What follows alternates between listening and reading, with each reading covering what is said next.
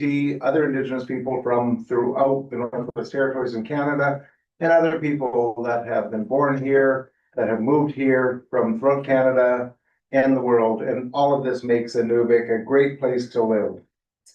With that, item number 2, the adoption of the agenda. Moved by Councillor Gillis, second by Councillor Merrill. Any further additions, changes needed to the agenda?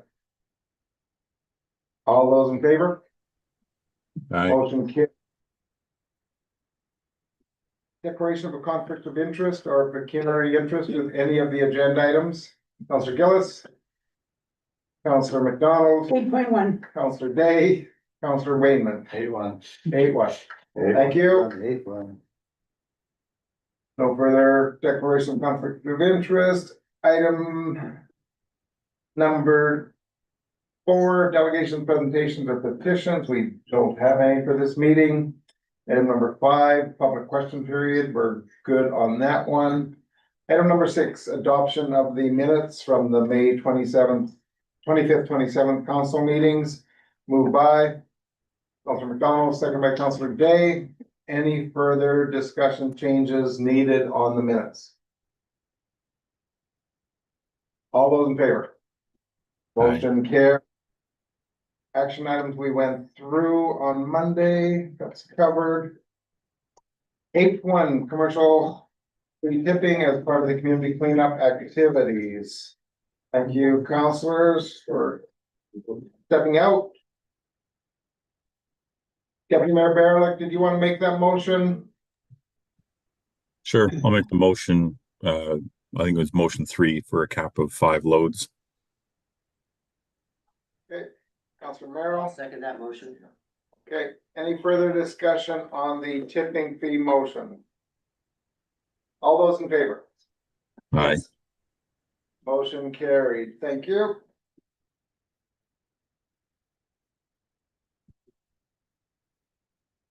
Come on back. I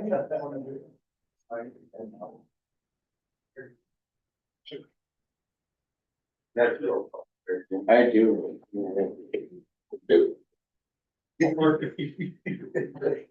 Here's the biggest decision we make for the entire year.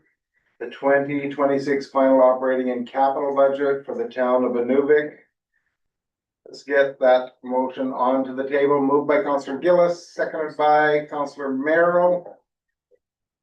Any further discussion, questions on this? I guess what amounts to about a $32 million budget for 2026. We do know it is a deficit budget, and also everyone's committed to keeping that deficit down as low as possible on expenditures and other outside money we're looking for every day. But we do have a budget that at this point we can live with. Councillor Merrill. So I just wanted to reinforce what we talked about the last meeting, that we're not buying anything new unless basically it's been reviewed. That we can't go beyond this budget. We can't go any further in depth, debt if it's all possible. So thank you. So I think everyone's committed to that. I know Cindy and I have talked about that. Cindy's talked to staff about that. If it's not in the budget, we're not getting it. And if we can get any cost savings from anything, that's working towards the deficit. We don't need to spend money just because we saved some money in one spot, spend it in another spot that's not in the budget.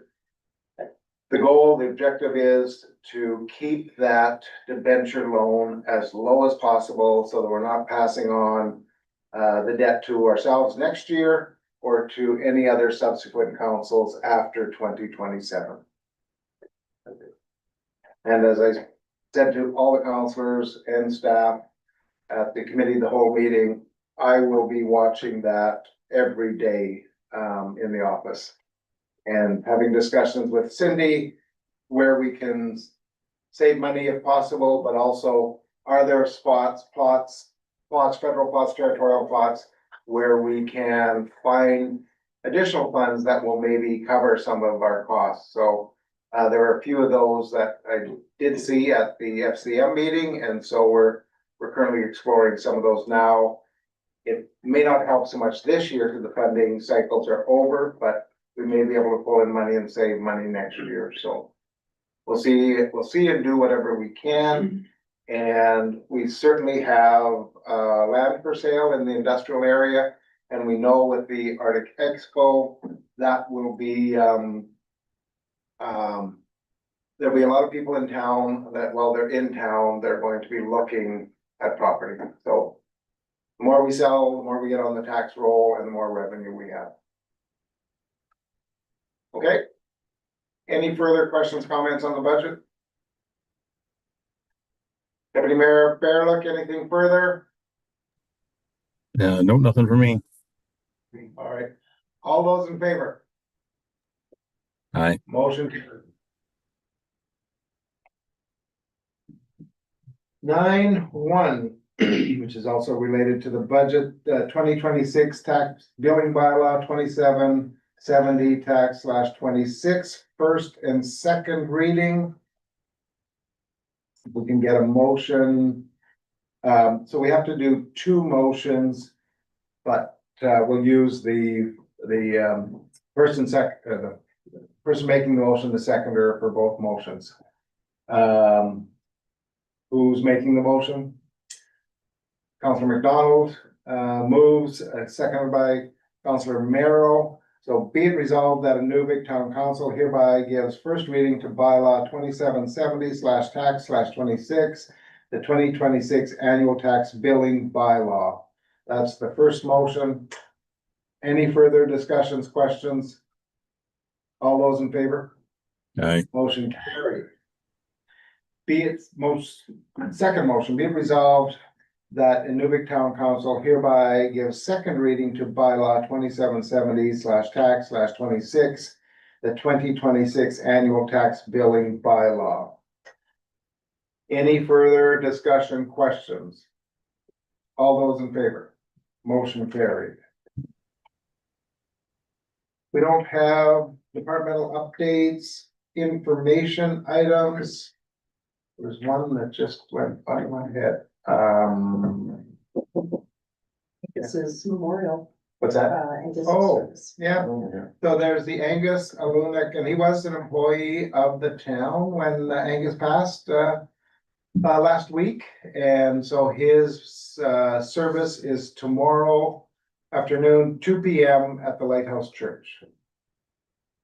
And, Angus was a great, community member.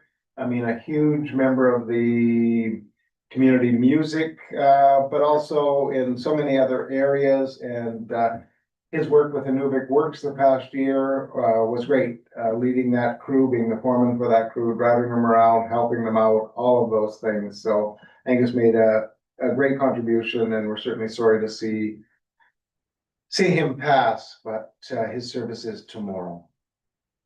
I know what the other thing was. Charlotte, seeing you're here, can you give us an update on how the Arctic Development Expo is doing and how it looks for next week?